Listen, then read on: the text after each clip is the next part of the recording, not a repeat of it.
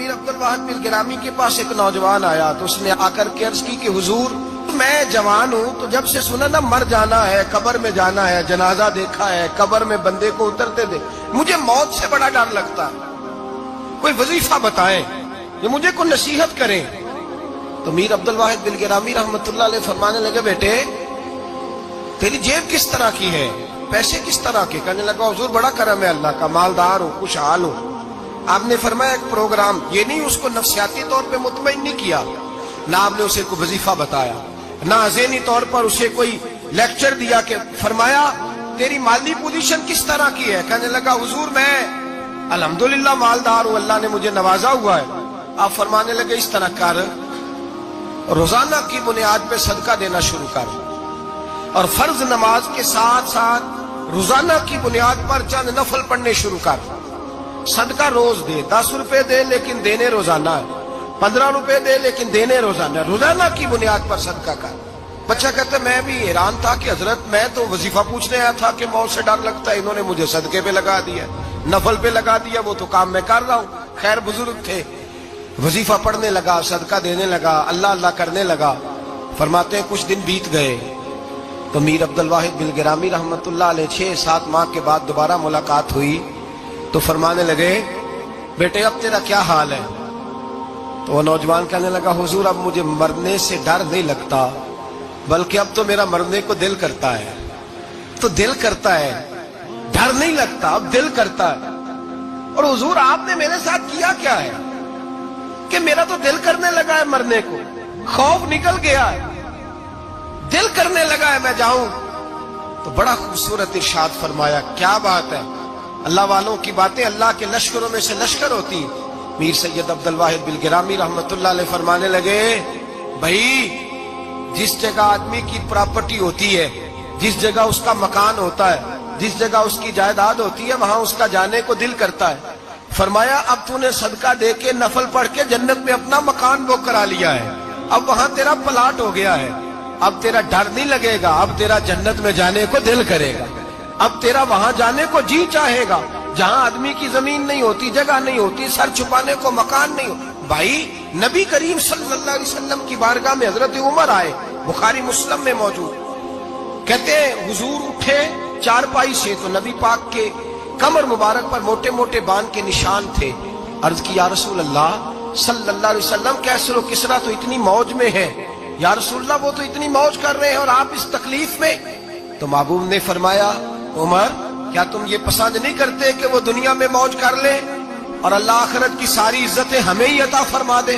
فرمایا میں تمہاری دنیا سے کچھ لینے نہیں آیا، میں تو بطور مسافر یہاں وقت گزار کے پیغام الہی دینے آیا۔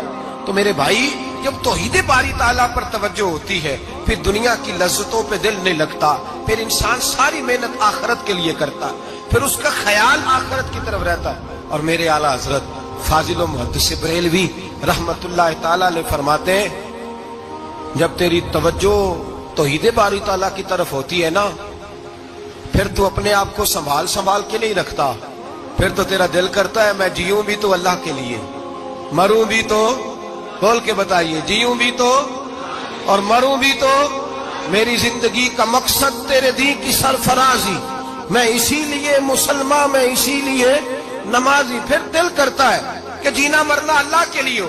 پھر صحابہ حضور کی بارگاہ میں آ کے سفارشیں کرتے ہیں۔ حضرت ابو سعد خزیمہ، بڑی عجیب حدیث اور بڑا نرالا رنگ اس روایت کا، حضرت ابو سعد خزیمہ رضی اللہ تعالیٰ عنہ، ان کے بیٹے، ان کا نام سعد تھا، بیٹے بدر میں شہید ہو گئے۔ حضور نے احد کے لیے اعلان کیا تو حضرت خزیمہ آئے نبی پاک کی بارگاہ میں اور آ کے کھڑے ہوئے تو عرض کرنے لگے محبوبہ میں دعا کرانے آیا ہوں۔ صحابہ کہتے ہیں لب و لہجے میں اتنا حسن تھا، گفتگو میں اتنی مٹھاس تھی، اس کی بولی کے اندر اتنا پیار تھا کہ ہمارے دل مائل ہو گئے کہ یہ کیا کہنے آئے۔ حضرت خزیمہ عرض کرنے لگے یا رسول اللہ صلی اللہ علیہ وسلم میرا صاحبزادہ، میرے بیٹے محمد سعد وہ بدر میں شہید ہو گئے تھے، یا رسول اللہ میں شہادت سے رہ گیا تھا، حضور ہم دونوں باپ بیٹے کا ارادہ تھا جہاد میں آنے کا، ہم دونوں کا پروگرام تھا، وہ کہتا تھا میں جاؤں گا، میں کہتا تھا میں جاؤں گا۔ پھر ہم نے قرعہ اندازی کی تو قرعہ میرے بیٹے کے نام نکلا، بیٹا میرا آیا بدر میں، پھر اللہ تبارک و تعالیٰ نے اسے شہادت عطا فرمائی، وہ شہید ہو گیا۔ یا رسول اللہ صلی اللہ علیہ وسلم، آپ نے کل اعلان فرمایا ہے کہ احد کے لیے جانا ہے، اور رات ہی کو میرا بیٹا مجھے خواب میں ملا ہے، اور میں نے دیکھا ہے وہ تو جنت کی نہروں کے قریب سیرے کر رہا ہے، اور مجھے کہہ رہے ابا جی جلدی آ جائیں، یہاں مل کے رہیں گے، مل کے وقت گزاریں گے۔ یا رسول اللہ صلی اللہ علیہ وسلم، میں بے چین ہو گیا ہوں اس کے پاس جانے کے لیے، دعا فرمائے اللہ مجھے بھی شہادت عطا فرما دے، اللہ مجھے بھی شہادت دے دے۔ صحابہ کہتے ہیں اس کی عجیب، اس کا دعا کرانے کا، ہم نے تو دیکھا تھا لوگ دعا کرانے آتے ہیں کوئی مصیبت کے لیے، کوئی پریشانی کے لیے، کوئی آزمائش کے لیے، کوئی بیماری کے لیے۔ یہ مصطفیٰ کریم کے صحابہ کا بارگاہ خداوندی پر اعتماد، توحید باری تعالیٰ پر نظر، کہ وہ کہتے ہیں ہم تو اللہ کے لیے جان دینے کی دعا کرانے آئے، دعا کریں اللہ ہمیں اپنے رستے میں شہادت کی موت دے۔ صحابہ کہتے ہیں نبی پاک نے دعا فرمائی، پھر ہم نے حضور کی دعا کو قبول ہوتے بھی دیکھا، ہم نے اپنی آنکھوں سے مصطفیٰ کی دعا کو قبول ہوتے دیکھا، ہم نے جناب خزیمہ کو احد کے میدان میں شہید ہوتے دیکھا، اور میرے رسول پاک صلی اللہ علیہ وسلم کے صحابہ ان کی طرف دیکھتے تو رشک کرتے، فخر کرتے، کہتے دیکھو یہ وہ غلام ہے جو حضور سے دعا لے کر کے دنیا سے گیا۔ آج جو لوگوں کا مرنے کو دل نہیں کرتا، آج بڑی بڑی بلڈنگیں بناتے ہیں، بڑی بڑی عمارتیں کھڑی کرتے ہیں، بڑی بڑی جائیدادیں بناتے ہیں، ہر بینک میں اکاؤنٹ کھلواتے ہیں، سرمایہ، پیسہ، دنیا داری بناتے ہیں، تعلقات بناتے ہیں، سیاسی سماجی رشتے، دنیا داری کے جھوٹ کے ناطے۔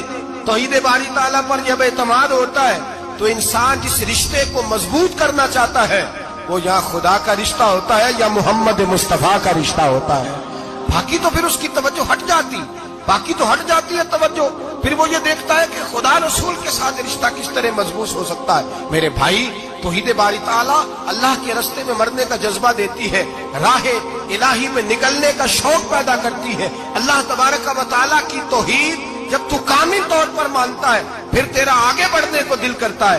حضرت سیدنا انس بن مالک رضی اللہ تعالیٰ عنہ فرماتے ہیں، الترغیب والترہیب میں حدیث مبارکہ موجود ہے، فرماتے ہیں احد کے میدان میں یا اس کے علاوہ کوئی ایسا موقع تھا کہ ایک صحابی حضور کی بارگاہ میں آئے، عرض کرنے لگے یا رسول اللہ صلی اللہ علیہ وسلم، ایک تو میں غریب ہوں، دوسرا میری شکل صورت خوبصورت نہیں، تیسرا میرے وجود سے بدبو نکلتی ہے، کوئی میرے قریب نہیں بیٹھتا، اگر میں اللہ کے رستے میں جہاد کروں، اپنی راہ خدا میں جان دے دوں تو بتائیے میرا رب مجھے کیا عطا کرے گا؟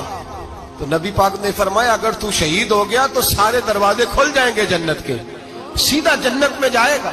یقین کامل دیکھیے، احد کے میدان میں تلوار پکڑی، جہاد کیا، شہید ہو گئے، صحابہ کہتے ہیں نبی پاک اس کے سرانے آ کے کھڑے ہوئے، اور کیا خوبصورت جملے ارشاد فرمایا اللہ تبارک و تعالیٰ نے اس کی بدصورتی کو خوبصورتی میں بدل دیا ہے، اللہ نے اس کے وجود سے آنے والی بدبو کو خوشبو سے بدل دیا، اور نبی پاک علیہ السلام فرمانے لگے جنت کی حور دروازہ کھول کے اسے کہہ رہی ہے آ جا جلدی جلدی، اللہ نے تیرا نکاح میرے ساتھ فرما دیا ہے، جلدی آ جا، میں تیرے استقبال کو کھڑی۔ میرے عزیز، کچھ لوگ ایسے ہیں جن سے عذاب قبر ہوگا ہی نہیں۔ میرے رسول کریم صلی اللہ تعالی علیہ وسلم نے ارشاد فرمایا کہ جو اللہ کے رستے میں شہید ہو گیا، یہ سنن نسائی میں موجود ہے، اسے عذاب قبر نہیں ہوگا، بلکہ ایک حدیث میں تو فرمایا حساب کتاب ہی نہیں ہوگا، اللہ بغیر سوال جواب کے جنت عطا فرما دے۔ کچھ لوگوں کو لوگوں کی بخشش پہ بھی مسئلہ ہی بنتا ہے کہ کوئی بخشا نہ جائے۔ اور ایک صاحب کہہ رہے تھے جی یہ کیا معاملہ ہے کہ جمعے کو بندہ مر گیا یا فلانا ہو گیا تو اس سے حساب کتاب نہیں ہوگا، اتنے بڑے جرم لوگوں نے کہ اتنے پاپ، اور جمعے کو مر گیا تو بخشا جائے گا۔ تو میں نے کہا جرموں کا بھی اسے حساب اللہ لے لے گا، لیکن میاں حساب کتاب کی ڈیوٹی نہ اللہ کی ہے تو بہتر یہ ہے کہ اسی کے ہاتھ میں رہے، تو نہ اپنے ہاتھ میں لینے کی کوشش کر۔ سنن ترمذی کی حدیث، ہمیں پتہ نہیں کیا مصیبت ہے، ہمیں پتہ نہیں کیا مسئلہ ہے۔ ایک جنازے سے میں نکلا، آپ یقین کریں کبھی کبھی کلیجہ پھٹ جاتا ہے، میں ایک جنازے سے نکلا تو میرے ساتھ ایک بندہ جنازہ پڑھ کے نکلا، تو کہنے لگا جی پیر صاحب دیکھیں آج کتنی دنیا آئی ہے، حالانکہ یہ بندہ اس طرح کا تھا، اس طرح کا تھا۔ میں نے اسے کہا یار تجھے تو فکر ہی لگ گئی ہے کہیں جنت میں چلا ہی نہ جائے۔ تو اس طرح کرنا، جنت کے دروازے کے سامنے کھڑے ہو جانا ڈنڈا لے کے کہ میں نے نہیں جانے دینا. شرم آنی چاہیے ہمیں. اللہ فرماتے ہیں جنت اتنی چوڑی ہے جتنے زمین و آسمان، اس کی چوڑائی زمین اور آسمان کے برابر ہے. تو ہم تو اپنے علاوہ کسی کو جانے نہیں دینا چاہتے جنت میں.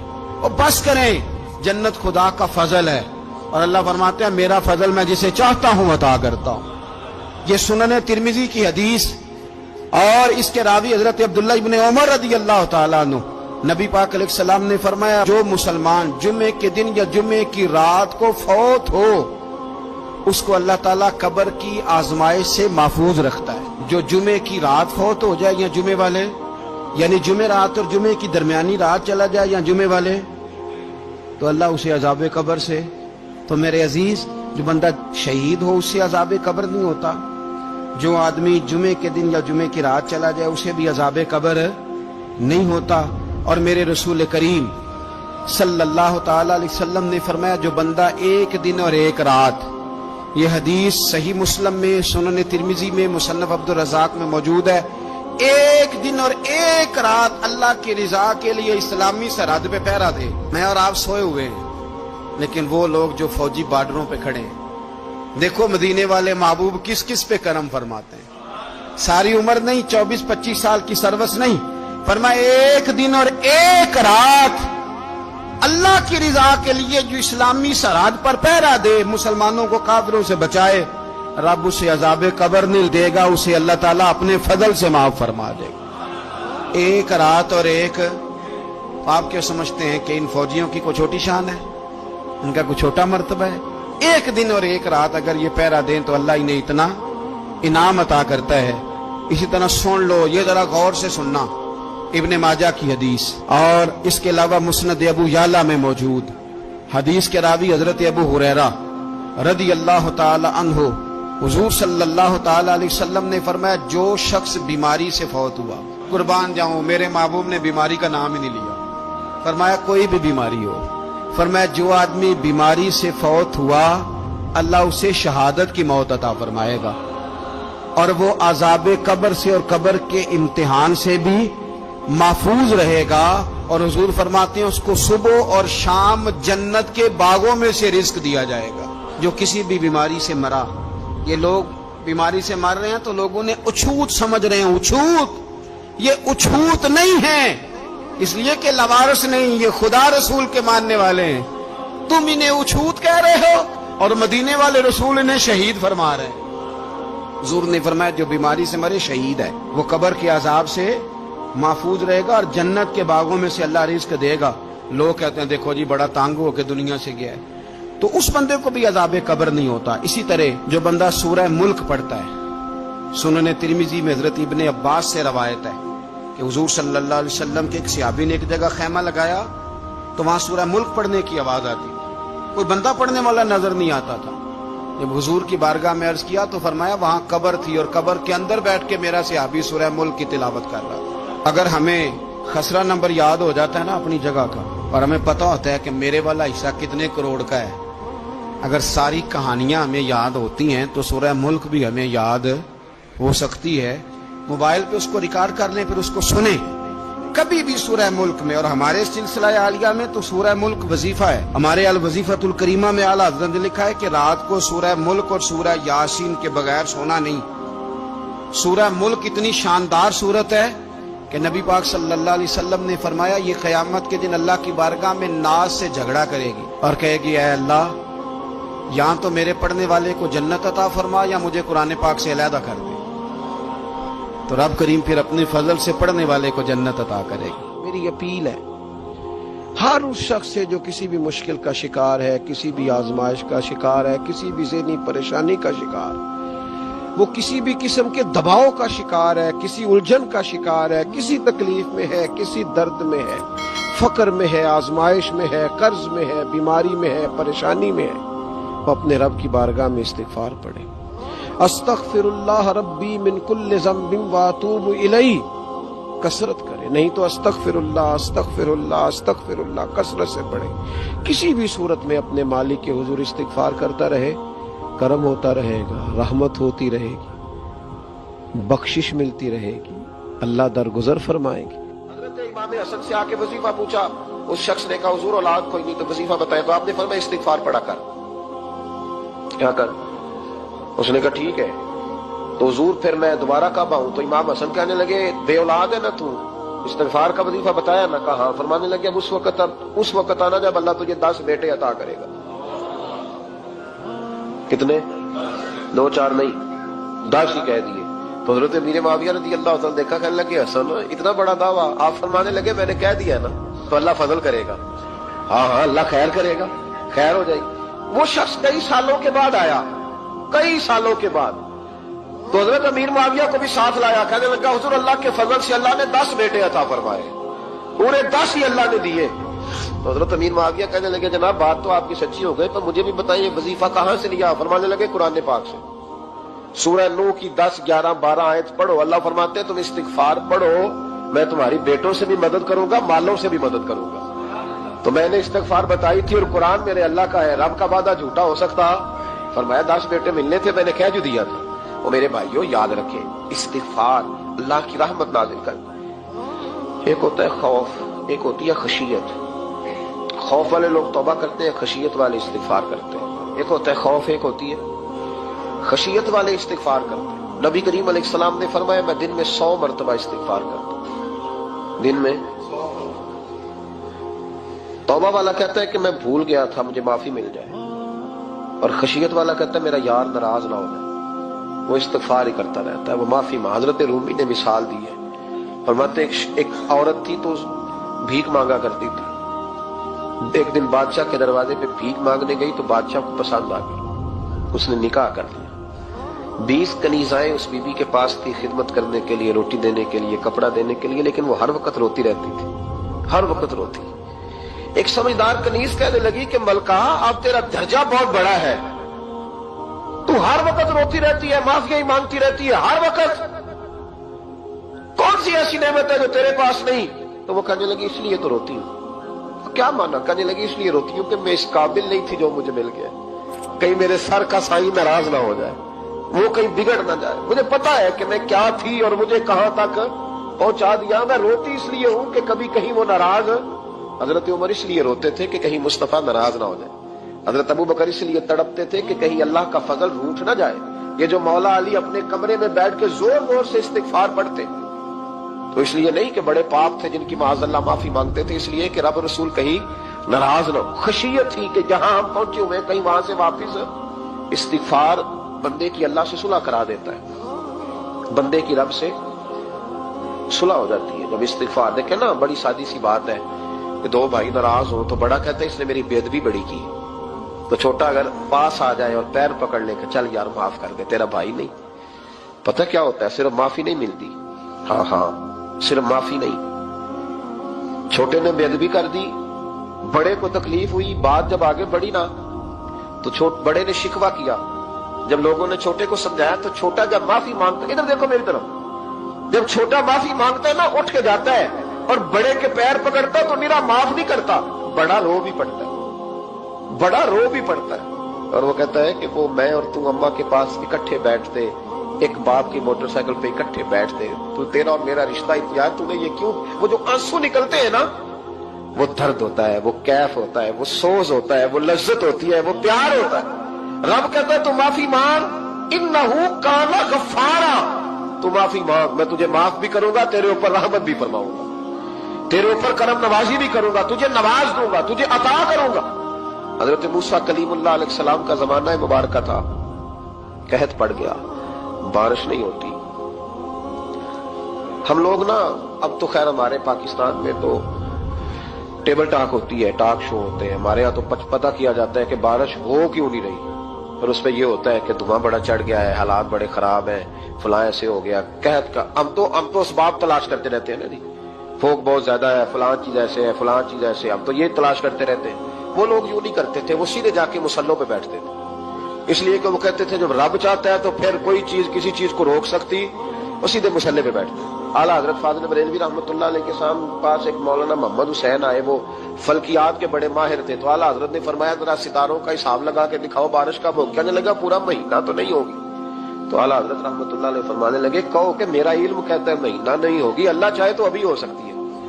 کہنے لگا جی وہ تو ٹھیک ہے پر میرا علم، وہ جیسے روز لوگوں نے پیر نیٹ ٹو سین شاہ صاحب نہیں کھولے ہوتے کہ بارش کب آئے گی، اور اس کی طرف نہ دیکھ، مصلے پہ بیٹھ، مہربانی کر مصلے پہ بیٹھ، اللہ کی بارگاہ میں حاضر ہو، اس سے معافی مانگ، اسے منا تاکہ وہ رحمت کی بارش۔ کہنے لگا جی میرا علم کہتا ہے، تو اعلیٰ حضرت فرمانے لگے پھر وہی بات، تو کہہ اللہ چاہے تو بارش ابھی، لیکن یہ جو اڑ گئے ہیں نا بیچارے، یہ اڑ ہی گئے ہیں، یہ جہاں الجھ گئے ہیں وہاں یہ لوگ الجھ گئے، اللہ ہمیں الجھنے سے محفوظ فرمائے۔ تو اعلیٰ حضرت اٹھے تو فرمایا ٹائم کیا ہوا ہے گھڑی پہ؟ کہنے لگا جی 12۔ تو اعلیٰ حضرت نے گھڑی گھمائی، اب کیا بج گیا؟ کہنے لگا 4 بج گئے۔ فرمانے لگے بج گئے نا 4؟ کہنے لگا جی آپ نے گھڑی گھما جو دی ہے۔ فرمانے لگے اللہ بھی جب چاہے تو ستارے گھما دیتا ہے، اللہ بھی ستارے گھما دیتا ہے بارش۔ کہنے لگا جی وہ تو ٹھیک ہے پر مہینہ نہیں ہو سکتی، اڑا ہوا بندہ اس کا کوئی علاج ہے جو اڑ جو جائے، اس کے لیے قرآن کہتا ہے وَإِذَا خَاطَبَهُمُ الْجَاهِلُونَ قَالُوا سَلَامًا، اسے سلوٹ کرو دور سے، اسے کہ تو جان اور تیرا۔ کہنے لگا جی ہو نہیں سکتی پورا مہینہ۔ فرمانے لگے یار تو جا اپنا کام کر۔ وہ شخص کہتا ہے میں نے دروازہ کھولا اعلیٰ حضرت کا، کمرے سے باہر نکلا تو تیز بارش ہو رہی، واپس آیا تو میں نے کہا احمد رضا یہ عقیدہ کہاں سے لیا ہے؟ فرمایا دروازہ مصطفیٰ سے لیا ہے صلی اللہ علیہ وسلم۔ تو یاد رکھیں کہ اللہ کو منانا چاہیے، استغفار کرنا چاہیے۔ پھر غور کر لیں اس بات پر کہ وہ کتنا عظمت اور رفت والا شخص ہے جس کی اللہ کی نظر میں عزت ہے، جو اللہ کے ہاں قابل اکرام ہے، مالک کے ہاں۔ عزت، تعظیم اور توقیر یہ مسلمان کا خوبصورت عمل ہے، ان سے ایک اچھا اور خوبصورت معاشرہ جنم لیتا ہے۔ لیکن اگر بڑوں کو تکلیف دی جائے، بزرگوں کی بے ادبی کی جائے، معاشرے میں بگاڑ بھی پیدا ہوتا ہے اور بدصورتی بھی پیدا ہوتی ہے، بدصورتی پیدا ہوتی ہے، بدبو پھیلتی ہے، اس سے معاشرے کا حسن مان پڑتا ہے۔ بڑوں کو تکلیف نہ دے، آزمائش میں مبتلا نہ کرے۔ جس کو اللہ تبارک و تعالی نے ہم سے بڑا کیا ہے، علم میں کیا ہو، عمل میں کیا ہو، تقوی میں کیا ہو، یا ویسے ہی دین کے اندر اس کی داڑھی سفید ہو گئی، اس شخص کا اکرام کرے، اس کو عزت دے، اس کے ساتھ ادب والا معاملہ کرے۔ یہ چیز سنوارتی ہے مسلمانوں کو۔ آج کل بے ادبی عام ہو گئی ہے، معاشرے میں زیادہ پاورفل وہ لوگ ہیں جن کی زبانیں زیادہ لمبی ہیں، جو عزتیں زیادہ اتارتے ہیں، لوگ ان سے زیادہ ڈرتے ہیں، اپنے آپ کو ان لوگوں نے بڑا پاورفل سمجھنا شروع کر لیا۔ بلکہ بدتمیزوں کی ایک اچھی ٹیم تیار کر لی جائے تو انسان بہت بڑا اونچا عہدہ بھی حاصل کر سکتا ہے، معاذ اللہ تعالی۔ یہ رواج اچھا نہیں، یہ انداز درست نہیں ہے، یہ طریقہ کار، یہ خوبصورت لوگوں کا طریقہ نہیں، یہ حسین معاشروں کا یہ انداز نہیں ہے۔ یعنی قومی سطح کے لوگ جو دنیا کے اندر کسی ملک کی نمائندگی کریں، وہی اگر ایک پریس کانفرنس اور گھنٹے کے بعد دوسری پریس کانفرنس، فلانے نے کیا بات تو دوسرے نے دیا جواب، تو یہ انداز مہذب قوموں کا نہیں ہوتا، اس سے امیج خراب ہوتا ہے۔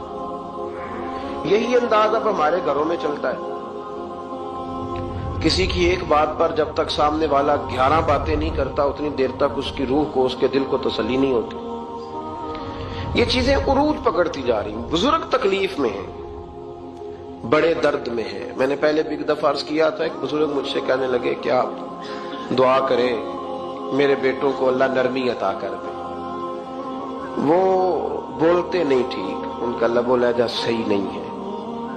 تو میں نے ان سے کہا کہ بزرگوں جہاں تک میں جانتا ہوں کوئی ایسی بات ہے تو نہیں۔ تو وہ کہنے لگے کہ جس طرح آپ سمجھتے ہیں نا، ہمارے رشتہ دار بھی اور اہل علاقہ سارے یہی سمجھتے ہیں، پر میں تکلیف میں ہوں، میری بیوی تکلیف میں۔ میں نے کہا کہ پھر آپ یہ اتنی زیادہ پردہ پوشی کس بات کی؟ تو وہ کہنے لگے کہ ڈرتا ہوں، اگر لوگوں کے سامنے ہم بات کرتے ہیں تو لوگ کہتے ہیں کہ تم نے تربیت نہیں صحیح کی، اگر میں بات کرتا ہوں تو لوگ مجھ پہ شک کرتے ہیں، کہتے ہیں تو نے رزق نہیں صحیح کھلایا، تو میں درد میں رہتا ہوں، کپڑا اٹھاؤں گا تو میرا اپنا بدن برہنہ ہو جائے۔ یار وہ کتنی تکلیف میں ہے باپ جو اپنے سگے بیٹے سے بات نہیں کرتا کہ پتہ نہیں کہاں سے بولے گا، کیا جواب دے گا میری بات کا، یعنی ڈرتا ہے، سہما ہوا رہتا ہے۔ ادھر دیکھیں میری طرف کیا کہہ رہا ہوں، یہ نوجوان ذرا غور کریں، ان لفظوں کی تکلیف محسوس کریں کہ اماں کہتی ہے کہ بھئی میں نہیں اس سے بات کرتی، اس لیے کہ وہ بڑے سخت جملے کہتا ہے، مجھ سے نہیں سہے جاتے، کوئی اور بات کرے، یعنی جس کی ماں بھی اس سے بات کرتے ہوئے ڈرے۔ کوئی نہیں سمجھ آئی آپ کو میری بات کی؟ جس کا والد بھی اس سے بات کرتے ہوئے سہم جائے اور وہ بندہ کہے کہ میں نے تو MBA کیا ہوا ہے، میں تو معاشرے میں جانا پہچانا جاتا ہوں، اللہ کا شکر ہے جی اللہ نے بڑی عزت دی ہوئی ہے، وہ یہ لفظ کہے تو اسے شرم آنی چاہیے۔